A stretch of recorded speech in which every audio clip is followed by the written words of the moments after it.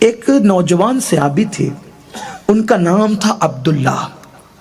دل سے سننا میری بہنیں بھی، عبداللہ نام تھا.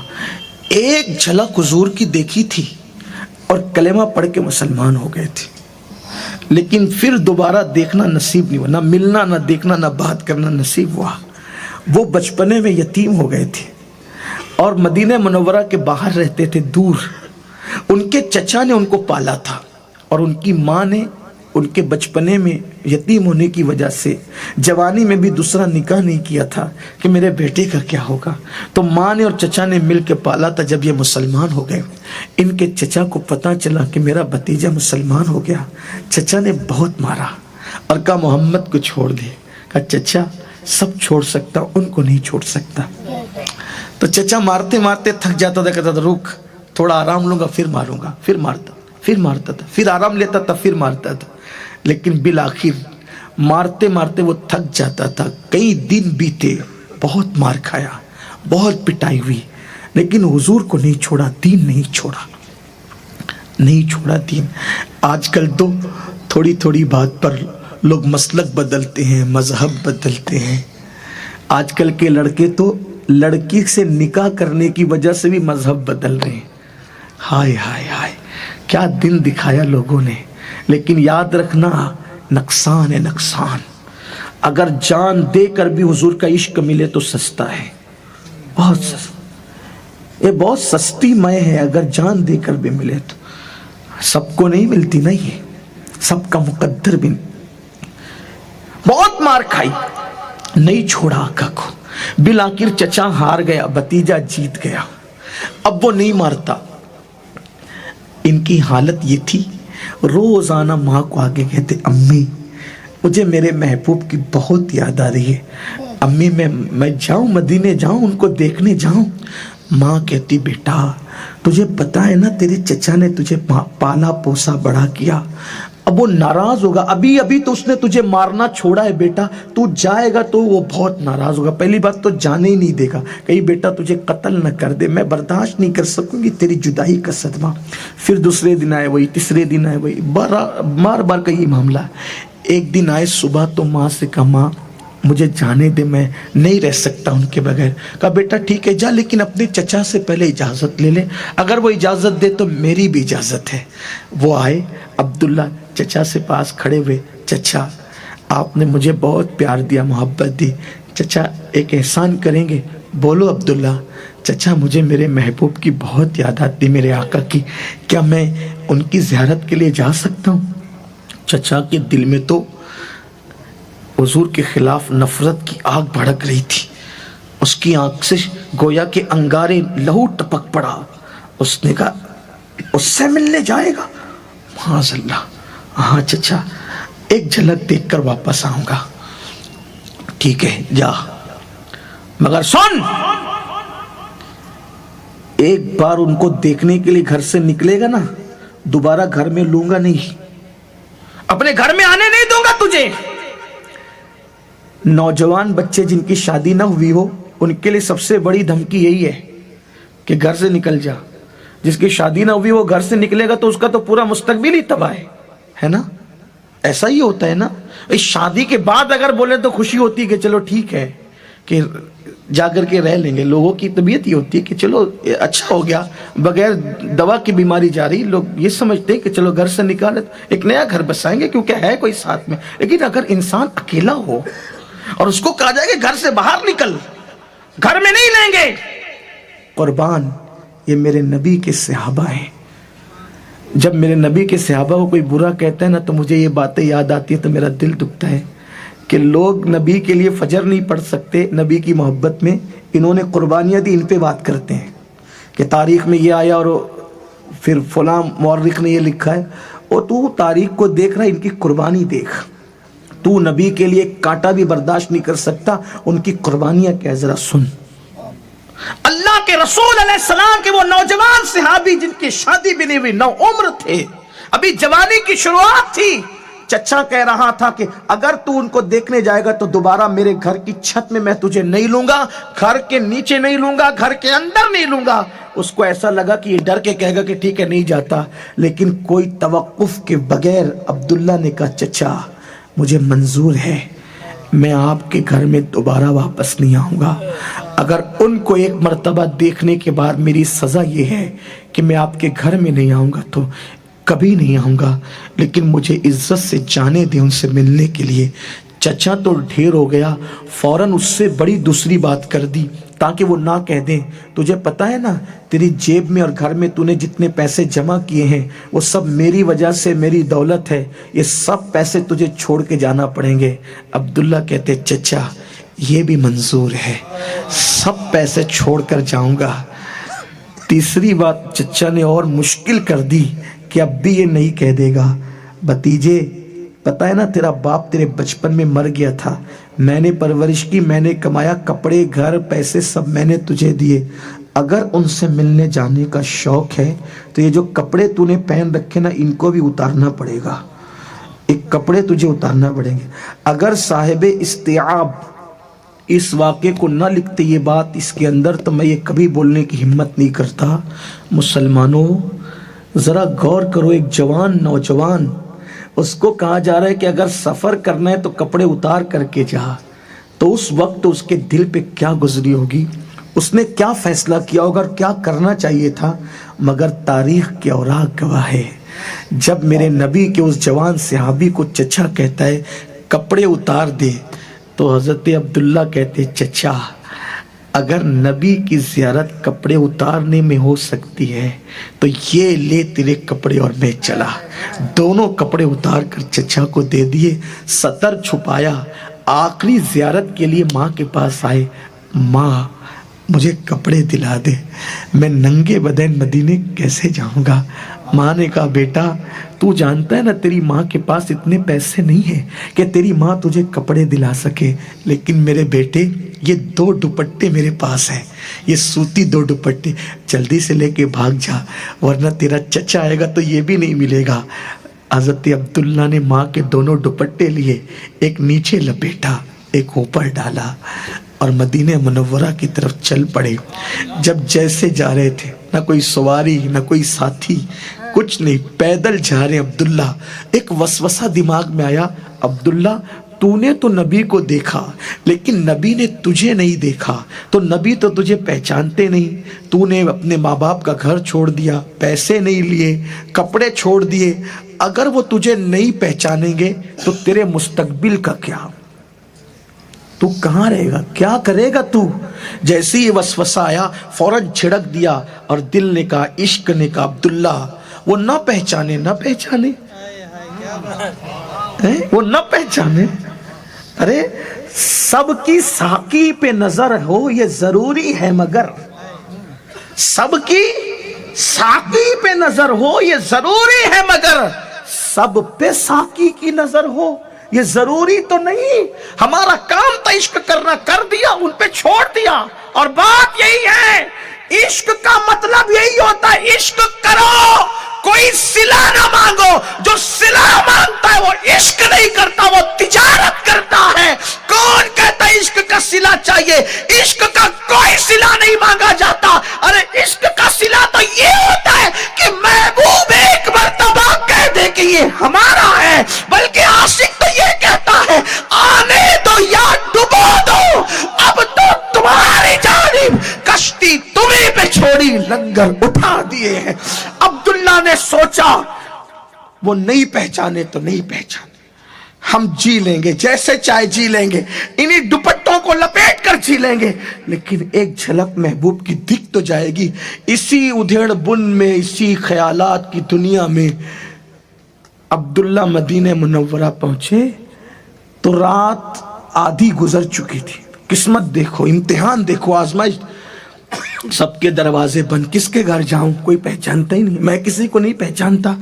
सोचा कि इनकी एक मस्जिद है, मुसलमानों की एक मस्जिद है यहाँ मस्जिद नबवी, उसके दरवाजे खुले रहते रात दिन, चलो वहीं चल के बैठते हैं, सुबह जो होगी देखा जाएगा। हाय अब यहाँ तक अब्दुल्ला की قربانی اور عشق کی داستان. جب عشق میں آدمی قربانی دے تو پھر یار کیسے کرم کرتا، آگے سن لیں. کرم قربانی کے بعد شروع ہوتا ہے، قربانی سے پہلے نہیں. قربانی یہاں تک دی، گھر چھوڑا، کپڑے دیے، مال دیا، پیدل چلے آئے. اب آدھی رات کے بعد پہنچے تو مسجد میں داخل ہوئے تو دیکھا کہ وہاں کوئی موجود ہے. جیسے ہی اندر قدم رکھتے ہیں سلام کیا تو وہ بندہ کہتے ہیں عبداللہ.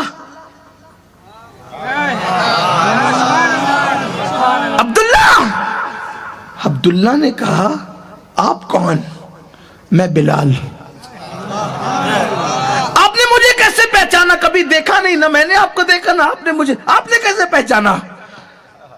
جب حضور آج عشاء پڑھا کر جا رہے تھے تو جاتے جاتے کہے بلال میرا ایک غلام ہے، نوجوان ہے، میرے عشق میں گھر مال کپڑے بھی اتار کے پھینک کر کے ماں کے 2 دوپٹے لپیٹ کے آ رہا ہے. مدینے میں سردی بہت ہے بلال، جب وہ آئے گا نا تو رات بہت ہو چکی ہوگی، وہ مدینے کی سردی برداشت نہیں کر سکے گا، میرا یہ کمبل اس کو اڑا دینا.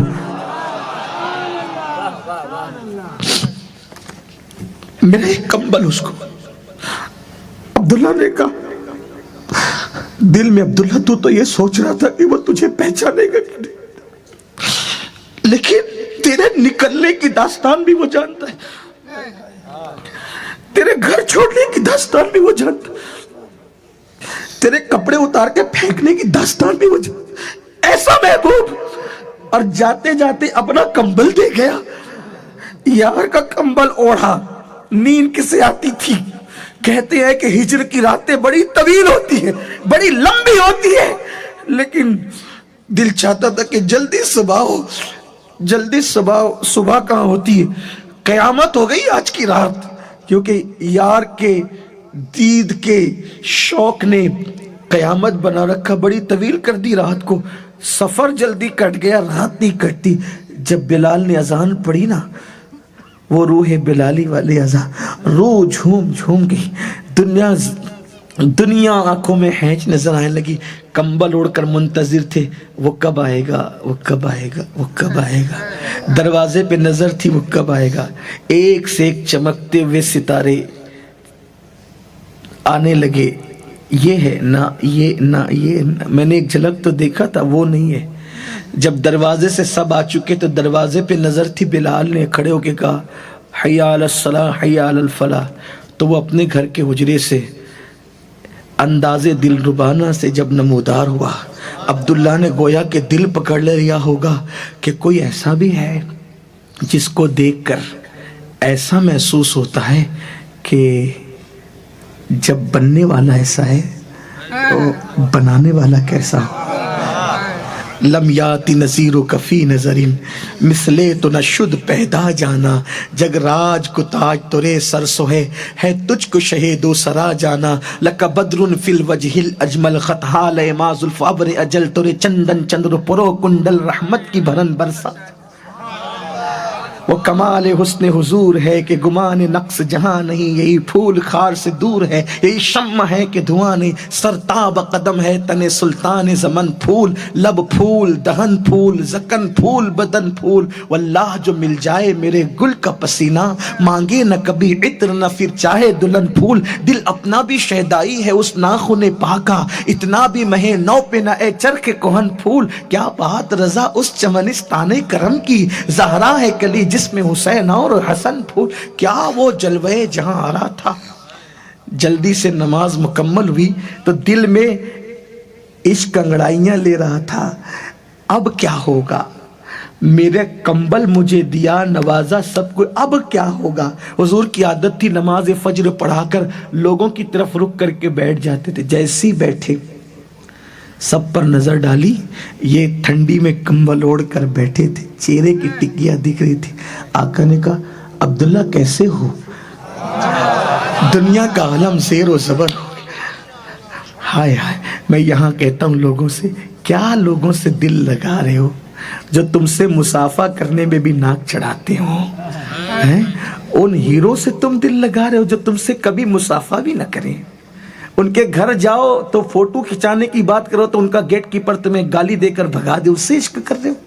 جو اپنا ہاتھ تمہارے ہاتھ میں ان ہیرو سے کرکٹروں سے عشق کر رہے ہو، ان کے لیے لاکھوں روپے خرچ کر کے تالیاں پیٹتے ہو، کبھی تمہارا نام بھی نہیں جانتے۔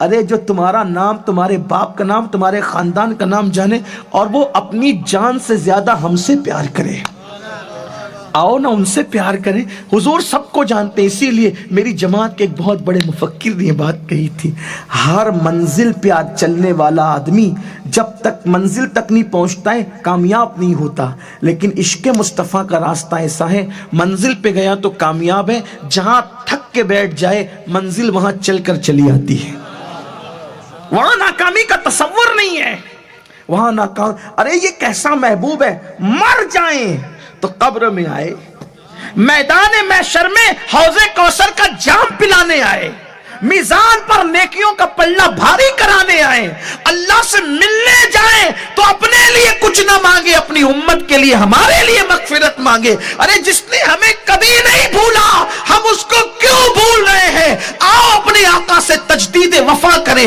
وفا کا عہد کریں اور ان کے قریب آئیں، ان سے رشتہ مضبوط کریں، ان سے معافی مانگے۔ ارے جو جان کے دشمنوں کو معاف کر دے وہ اپنے غلاموں کو کیوں معاف نہیں کریں گے؟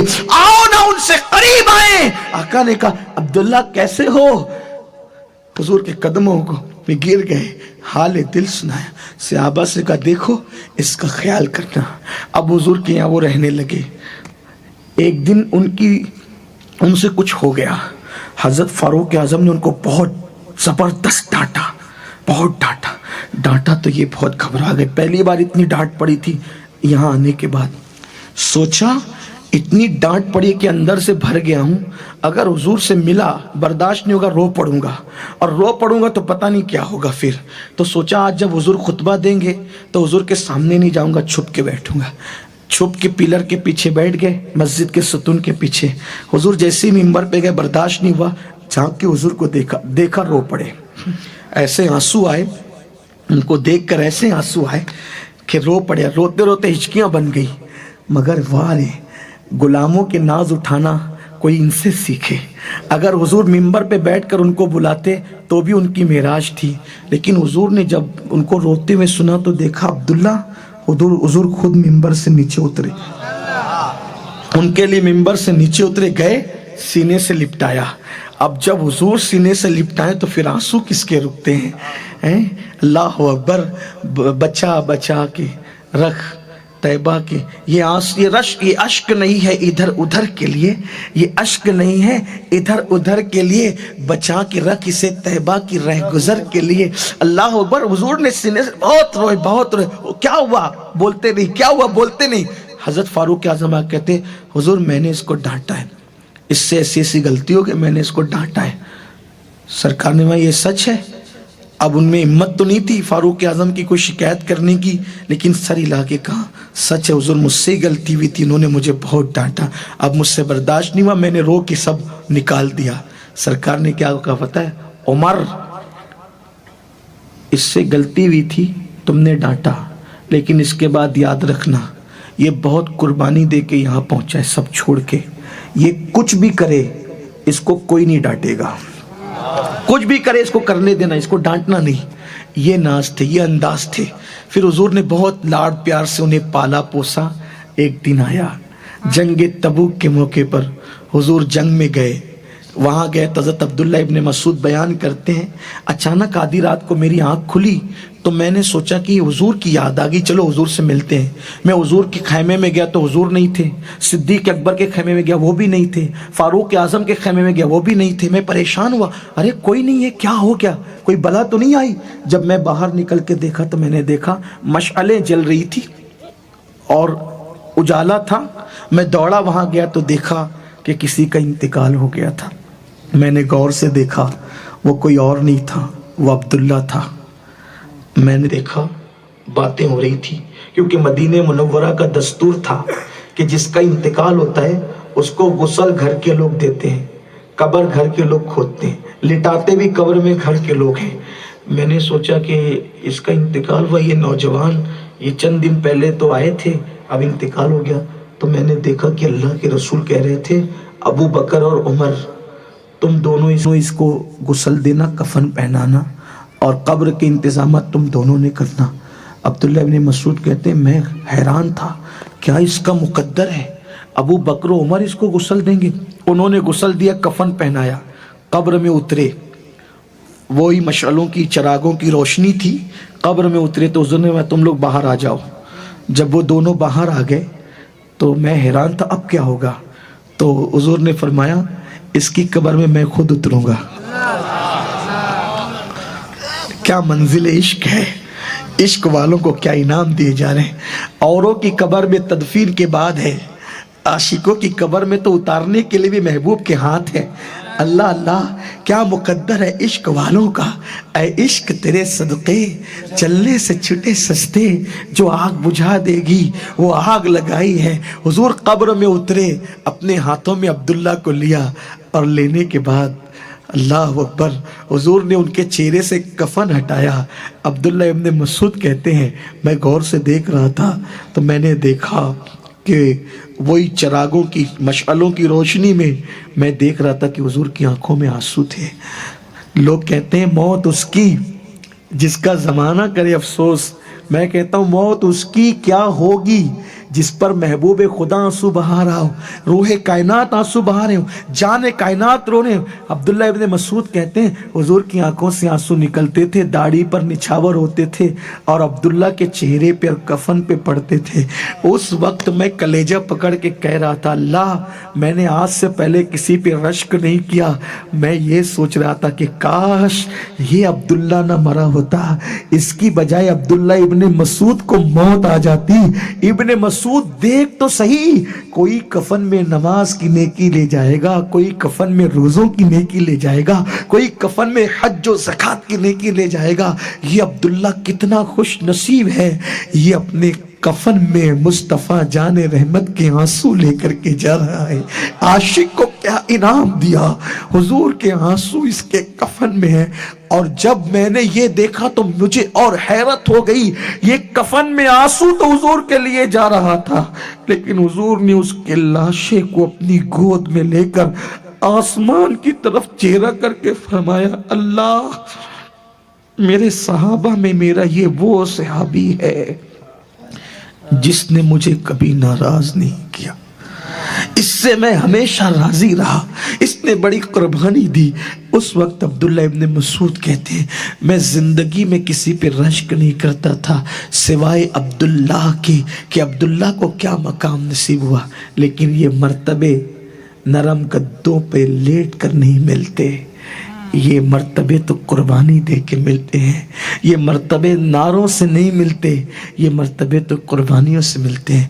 اے میری قوم کے جوانوں، آؤ آج عہد کرو کہ ہم بھی عاشق رسول بنیں گے، ہم بھی اپنے نبی سے سچی محبت کریں گے۔ 3 باتیں، نمبر 1 ذکر رسول کثرت سے کریں گے، نمبر 2 حضور کی اداؤں کو اختیار کریں گے، نمبر 3 دل میں انہی کی محبت کے چراغ جلیں گے، دل میں انہی کی محبت کے دیے جلیں گے۔